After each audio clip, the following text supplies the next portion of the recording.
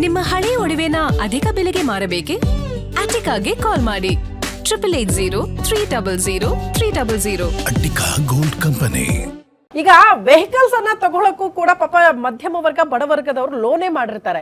ಆ ಲೋನ್ ಕಟ್ಟೋದ್ರ ಜೊತೆಗೆ ಈಗ ವಾಹನ ನಿಲ್ಸೋದಕ್ಕೆ ಜಾಗ ಇಲ್ಲ ಅಂದ್ರೂ ಕೂಡ ಅದಕ್ಕೂ ಫೀಸ್ ಕಟ್ಟಬೇಕು ಅನ್ನೋದೇ ಆತಂಕವನ್ನ ಸೃಷ್ಟಿ ಮಾಡ್ತಾ ಇರೋದು. ಎಲ್ಲದಕ್ಕೂ ದುಡ್ಡು ದುಡ್ಡು ದುಡ್ಡು ಅಂತ ಹೋದ್ರೆ ಬದುಕದ್ ಹೆಂಗೆ ಬೆಂಗಳೂರಲ್ಲಿ ಅನ್ನೋದು ಬಹುತೇಕರ ಪ್ರಶ್ನೆ ಇದೆ. ದುಡಿಯೋದಲ್ಪ ಖರ್ಚು ಜಾಸ್ತಿ ಆಗ್ತಾ ಇದೆ ಅನ್ನುವಂಥ ಆರೋಪ ಕೂಡ ಇದೆ. ಎನಿವೆ ಯಾವ್ದಾವ್ದು ಮೂಲ ಸಿಗುತ್ತೋ ಎಲ್ಲಾ ಕಡೆ ದುಡ್ಡು ಜನರಿಂದ ವಸೂಲಿ ಮಾಡೋದಕ್ಕೆ ಕೆಲ ಇಲಾಖೆಗಳು ಮುಂದಾಗ್ತಾ ಇದೆಯಂತ.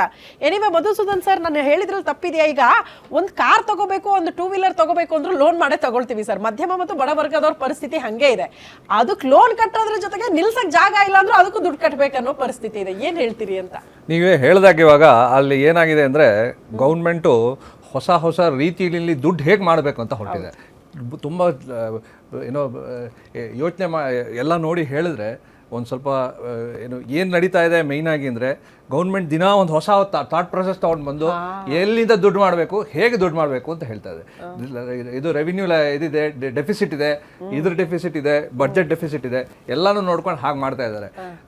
ಏನು ಅದು ಕಾಮನ್ ಮ್ಯಾನ್ ಅಥವಾ ಸಾರ್ವಜನಿಕರಿಗೆ ಏನು ತೊಂದರೆ ಆಗುತ್ತೆ ಅನ್ನೋದಾದರೆ, ಈಗ ರೆಸಿಡೆನ್ಸ್ ಇರೋ ಅಂದರೆ ಮನೆ ಮುಂದೆ ನಿಲ್ಲಿಸೋ ಜಾಗ ಇರೋ ಅಲ್ಲೂ ದುಡ್ಡು ಕಟ್ಟಬೇಕಾದ ಸಂದರ್ಭ ಬರೋಕ್ಕೆ ಶುರುವಾದರೆ, ಇವಾಗ ಆಟೋದವ್ರು ಇದ್ದಾರೆ, ಅವರು ದಿನಕ್ಕೆ 1,000 ಮಾಡ್ಕೋಬೋದು. ಅವ್ರಿಗೆ ದಿನದಲ್ಲಿ 100 ರೂಪಾಯಿನೋ 150 ರೂಪಾಯಿನೋ ಬರೀ ಪಾರ್ಕಿಂಗ್ಗೆ ಕೊಡಬೇಕಾದ ಸಂದರ್ಭ ಬಂದರೆ, ಅದು ಮನೆ ಮುಂದೆ ನಿಲ್ಲಿಸ್ಕೊಳಕ್ಕೆ, ಆಗ ಅವ್ರಿಗೆ ಎಲ್ಲಿ ಏನು ತೊಂದರೆ ಆಗಕ್ಕೆ ಶುರು ಆಗುತ್ತೆ ಅಲ್ವಾ? ಆಮೇಲೆ ಜಾಗ ಎಲ್ಲಿದೆ, ಆ ಜಾಗದಲ್ಲಿ ಹೊಸದಾಗಿ ನಾವೇನಾದ್ರು ಮಾಡ್ತೀವಿ ಅಂತ ಬಂದರೆ, ಇವಾಗ ಹೊಸದಾಗಿ ಇದು ಮೈಸೂರು ಬೆಂಗಳೂರು ಎಕ್ಸ್ಪ್ರೆಸ್ ವೇ ಆಯಿತು. ಆ ಮೈಸೂರು ಬೆಂಗಳೂರು ಎಕ್ಸ್ಪ್ರೆಸ್ ವೇ ಆಗಿ ಚೆನ್ನಾಗಿ ಆಮೇಲೆ ಟೋಲ್ ಕಲೆಕ್ಟ್ ಮಾಡೋಕ್ಕೆ ಶುರು ಮಾಡಿದ್ವಿ. ಈಗೇನಾಗಿದೆ ಅಂದರೆ ಏನು ಮಾಡ್ದೇನೆ ಜನಗಳು ಸಾಯ್ತಾ ಇದ್ದಾರೆ. ಪಾಟ್ ಹೋಲಿಂದ ನಾವೇ ಹೈಯೆಸ್ಟ್ ಪಾಟ್ ಹೋಲಲ್ಲಿ ಬೆಂಗಳೂರಲ್ಲಿ ಸಾಯೋದು ಎಲ್ರಿಗಿಂತ ಹೈಯೆಸ್ಟು, ಎಲ್ರಿಗಿಂತ ಮೆಟ್ರೋ ಹೈಯೆಸ್ಟು. ಯಾಕಂದರೆ ನಾವೇನಾದರೂ ಕಾರ್ ತೊಗೊಳ್ಳದೆ ಮೆಟ್ರೋನಲ್ಲಿ ಓಡಾಡ್ತೀನಿ ಅಂದರೆ ಅದರಲ್ಲಿ ನಾವು ಹೈಯೆಸ್ಟು. ಊಬರಲ್ಲಿ ನೋಡಿ 30 to 35% higher in Bengaluru. Delhi compare ಮಾಡಿದ್ರೆ 100 ರೂಪಾಯಿ ಕೊಡೋ ಜಾಗ 135 ರೂಪಾಯಿ ವ್ಯತ್ಯಾಸ ಇದೆ. ಡೆಲ್ಲಿಲಿ 65 ರೂಪಾಯಿ ಕೊಟ್ಟರೆ ನಾವು 100 ರೂಪಾಯಿ ಕೊಡ್ತೀವಿ ಅಷ್ಟೇ ಕಿಲೋಮೀಟರ್ಗೆ. ಎಲ್ಲ ವಿಚಾರದಲ್ಲಿ ನಾವು ಹೈಯೆಸ್ಟು. ಈಗ ಪಾರ್ಕಿಂಗ್ ವಿಚಾರದಲ್ಲೂ ನಾವೇ ಹೈಯೆಸ್ಟ್ ಬರೋಕ್ಕೆ ಹೊರಟಿದ್ದೀವಿ. ಎಲ್ಲ ಅದು ಮನೆ ಮುಂದೆ ಪಾರ್ಕಿಂಗು ಎಲ್ಲೂ ಕಂಡರಿಯದ ಇದು. ಅದು ಬೆಂಗಳೂರಿನಲ್ಲಿ ಇದನ್ನು ಮಾಡೋಕ್ಕೆ ಮುಂದಾಗಬಾರ್ದು. ಅದಕ್ಕೇನಾದ್ರು ಒಂದು ವ್ಯವಸ್ಥೆ ಶುರು ಮಾಡಿ, ಅದಕ್ಕೆ ಏನೋ ಈ ಮನೆಗಳಿಗೆ ಇಲ್ಲಿ ಪಾರ್ಕಿಂಗ್ ಅಂತ ವ್ಯವಸ್ಥೆಗಳು ಶುರು ಮಾಡಿ, ಆಮೇಲೆ ಅದನ್ನು ಅದಕ್ಕೆ ಸರಿಯಾಗಿರೋ ಏನು ವ್ಯವಸ್ಥೆ ಇದು ಏನಂದರೆ ಆ ರೋಡ್ಗಳಿಗೆ ಮಾರ್ಕಿಂಗ್ಸು ಎಲ್ಲ ಮಾಡಿ, ಆಮೇಲೆ ಅದಕ್ಕೆ ಇನ್ನೂ ತಿಂಗಳಿಗೆ 2,000 3,000 ಅದು ಮನೆ ಮುಂದೆ ನಿಲ್ಸೋಕ್ಕೆ ಅದು ರಿಡಿಕ್ಯುಲಸ್ ಅಮೌಂಟ್ ಆಫ್ ಮನಿ ಅದು. ಯಾಕೆಂದರೆ ನಾವು ಆಗಲೇ ಪ್ರಾಪರ್ಟಿ ಟ್ಯಾಕ್ಸಲ್ಲಿ ವೆರಿ ಹೈ, ನಾವೇ ಹೈಯೆಸ್ಟ್ ಇದ್ದೀವಿ ಬೆಂಗಳೂರಲ್ಲಿ. ಆಮೇಲೆ ಇದು ಸೆಸ್ ಟ್ಯಾಕ್ಸು, ಎನ್ವೈರನ್ಮೆಂಟಲ್ ಟ್ಯಾಕ್ಸು, ಆಮೇಲೆ ಈ ವಾಟರ್ ಜೊತೆ ಗಾರ್ಬೇಜ್ ಟ್ಯಾಕ್ಸ್ ಅಂತ ಬೇರೆ 100 ರೂಪಾಯಿ 150 ರೂಪಾಯಿ ತಿಂಗಳಿಗೆ ತೊಗೊತಾರೆ. ಸೊ ಸಾರಿ ಸರ್, ತಪ್ಪು ಹೇಳ್ತಾ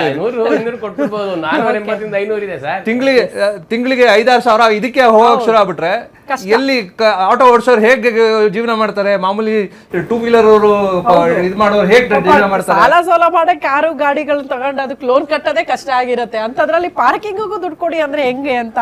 ಎನಿವೆ ಬಸವರಾಜ್ ಸರ್, ಸರ್ಕಾರ ಈ ದುಡ್ಡು ಎಲ್ಲೆಲ್ಲಿ ಬರುತ್ತೆ ಅದ್ರ ಮೂಲ ಹುಡುಕಿ ಅದು ಕ್ರೋಢೀಕರಣಕ್ಕೆ ಮುಂದಾಗ್ತಾ ಇದೆ. ಎಲ್ಲೆಲ್ಲಿ ವಸೂಲಿ ಮಾಡ್ಬೋದು ಜನರಿಂದ ಅನ್ನೋದಕ್ಕೆ ಇಳಿದು ಬಿಟ್ಟಿದ್ದಾರೆ ಕೆಲ ಇಲಾಖೆಯವರು ಅನ್ನೋದು ಪ್ರಶ್ನೆ ಆಗ್ತಾ ಇದೆ ನಮಗೆ. ಇದು ಬೆಂಗಳೂರು ಇಂಟರ್ನ್ಯಾಷನಲ್ ಸಿಟಿ, ಇಲ್ಲಿ ಟ್ರಾಫಿಕ್ ಸಮಸ್ಯೆ ಸಿಕ್ಕಾಪಟ್ಟೆ. ಹೌದು, ನೀವು ಅದನ್ನು ವಿಚಾರ ಮಾಡಬೇಕು. ಬರೀ ಪಾರ್ಕಿಂಗ್ ಇದ್ರ ಬಗ್ಗೆ ವಿಚಾರ ಮಾಡಬಾರ್ದು. 1,40,00,000 ವಾಹನಗಳಿದ್ದಾವೆ. ಎವ್ರಿ ಡೇ 6,000 ವಾಹನಗಳು ರಿಜಿಸ್ಟ್ರೇಷನ್ ಆಗ್ತವೆ. 10,000 ಕೊಟ್ಟರಾತು ನಿಮ್ಮ ಮನೆ ಮುಂದೆ ಬಂದು ಕಾರ್ ನಿಲ್ಲಿಸ್ತಾರೆ. ಗೊತ್ತಾಯ್ತಾ? ಆ ನಂತರ ಸುಮಾರು 14,000 ಕಿಲೋಮೀಟರ್ ರಸ್ತೆಗಳಿದ್ದಾವೆ, 8,000 ಸರ್ಕಲ್ಗಳಿದ್ದಾವೆ. ನಾವು 7,000 ಕ್ಯಾಮ್ರಾಗಳನ್ನು ಹಾಕಿದ್ದೇವೆ.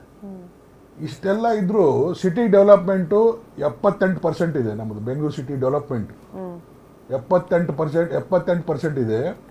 Infrastructure development only 20%. ನೀವು ಲೆಕ್ಕ ಹಾಕಿ, ಇಡೀ ಏಷ್ಯಾದಲ್ಲಿನೇ ನಂಬರ್ 1 ಸಿಟಿ ಇದು ಡೆವಲಪ್ಮೆಂಟ್ನಲ್ಲಿ.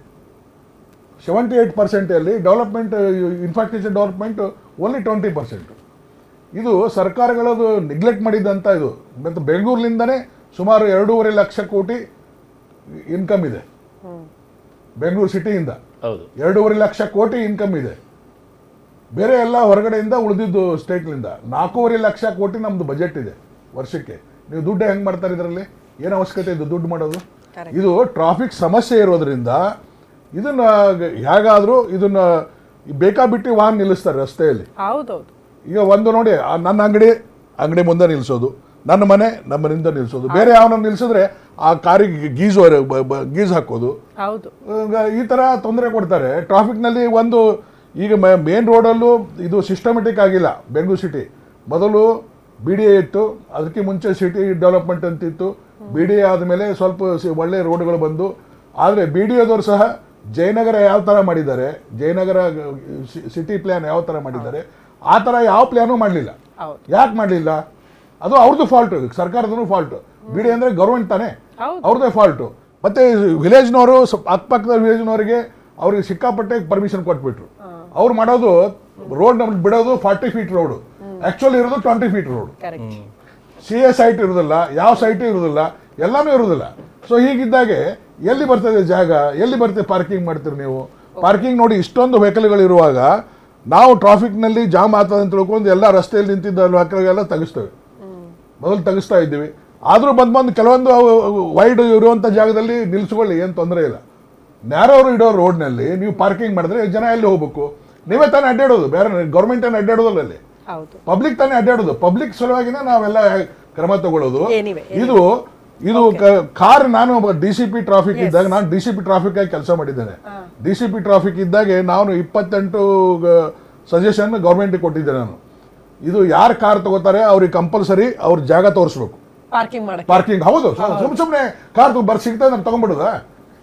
ಪಾರ್ಕಿಂಗ್ ಮಾಡ್ಲಿಕ್ಕೆ ಜಾಗ ತೋರಿಸ್ಬೇಕು. ನೋಡಿ, ಫಾರಿನ್ದಲ್ಲಿ ಯೆಲ್ಲೋ ಲೈನ್ ಟಚ್ ಮಾಡಿದ್ರೆ $5,000 ಫೈನ್ ಇದೆ.